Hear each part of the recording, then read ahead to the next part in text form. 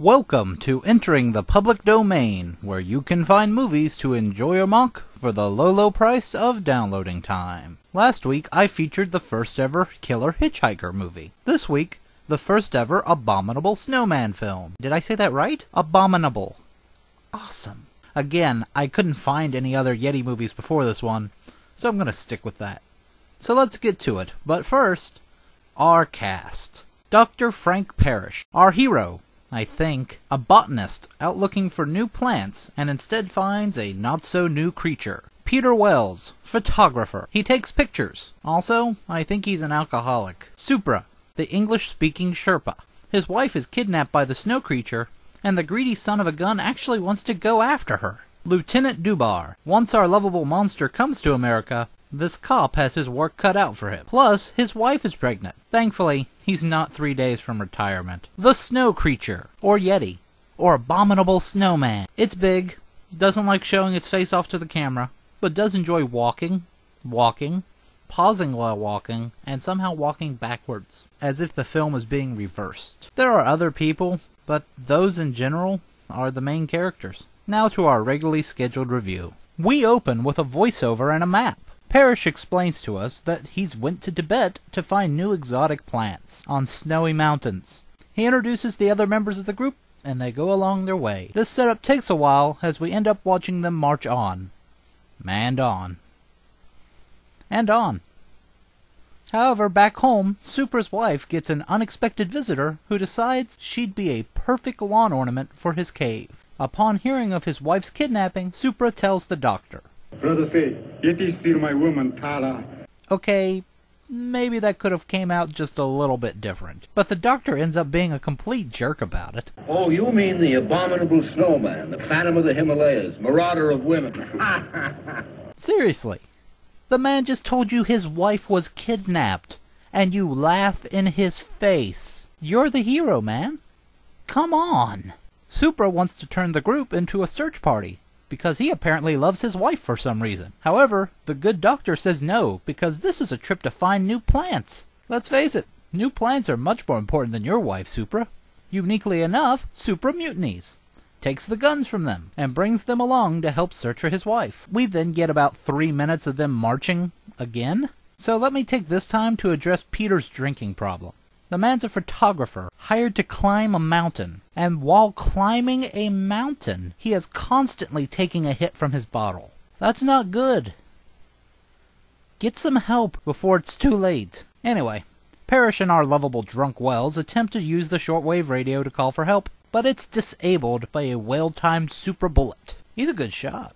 Next day, they discover a very large and plot-convenient footprint, the kind of thing that can change a doubter's doubt. There's a trail, so they follow it, while I wonder why it took so long for someone to track a Yeti. And yes, they're walking again. More movie time passes and they make camp again. Parrish reveals he kept the radio and is trying to fix it, but his amateur MacGyver attempts are interrupted by the sounds of a dying Sherpa, taken out by the ever-elusive snow creature. Well, elusive until the plot calls for it not to be. The sun comes up, they start out again, this time finding the creature rather quickly, but he rifles down some rocks and snowballs at them, causing them to take cover in a nearby cave. And that's pretty much it for that. Later on, someone spots a cave, and they go to investigate. Inside, they find clues, like the wife's necklace, and keep walking until... Yeti! No! Yes, our hero botanist, and that is hard for me to say, has decided to take the Yeti home and study it.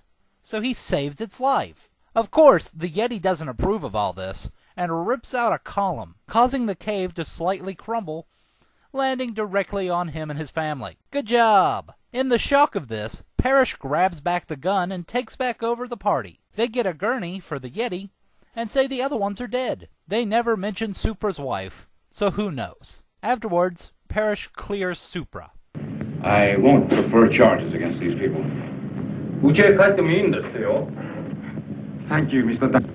Thank you. Oh, forget it. Which is basically the first good thing he's done. Although I could still complain. I won't, but I could. Slap the snow creature into a handy-dandy refrigerator and off to America we go. Parrish returns and kisses his wife. I know I said I wouldn't complain like 2 sentences ago, but seriously, am I supposed to believe that Parrish would have just downed his head and continued on if roles were reversed? I'm just asking for some understanding from the main character, alright? Anyway, he gets interrupted by immigration.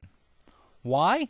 Because Wells sold a photo of the creature, the prophet's most likely going to booze, and the article called the creature a half-man. This apparently caused immigration to think, well, we should get involved with this. And yes, this is just a setup to stall until the Yeti breaks free. And break free he does. After a brief discussion with the guard, our lovable monster is stuck on the streets of LA. A world he doesn't know.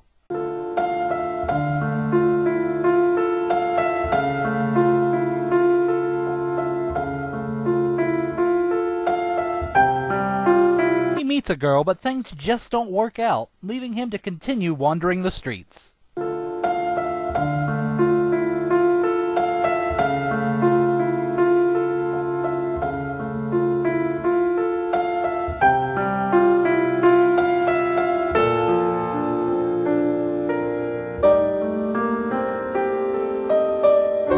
The police release warnings, telling people to stay off the street. Of course, across town, a man and a woman are fighting. He kicks her out. Uniquely enough, she just happens to run into our creature, but flees to a store to call the cops. She must not have been his type. The news of this helps them determine that the Yeti is in a certain triangle area on the map. Of course, saying this does not take into account the fact that all it had to do was go in another direction. Meanwhile, our heartbroken snow creature goes to get him some food to ease the pain.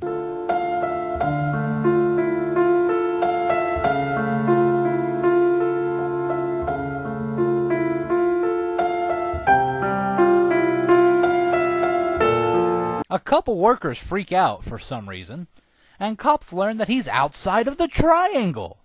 You don't say! Now, for some reason, our hero, botanist, is still around, and he figures out that the creature is going through the sewers, since it remembers the cave. Good a theory as any. So we attempt to build tension by showing cops walking in the sewers. Yes, we've replaced snow with something else. We finally find the creature as he spots a couple cops.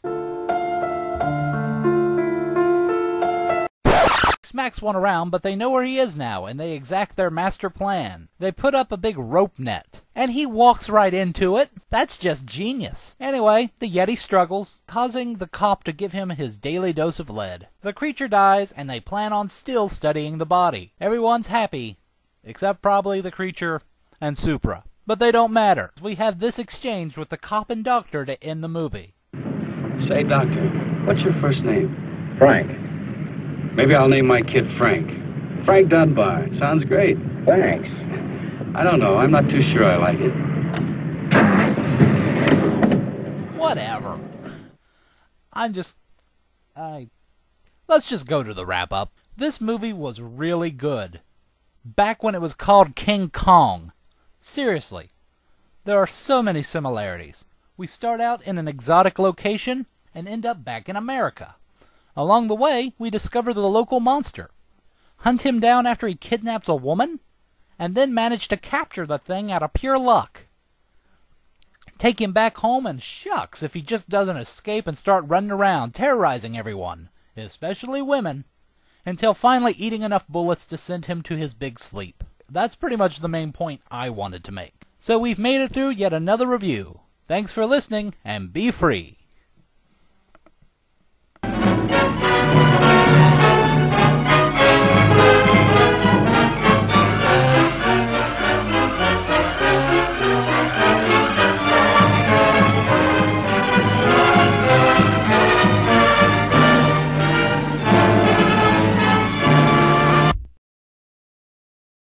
Me want cookie.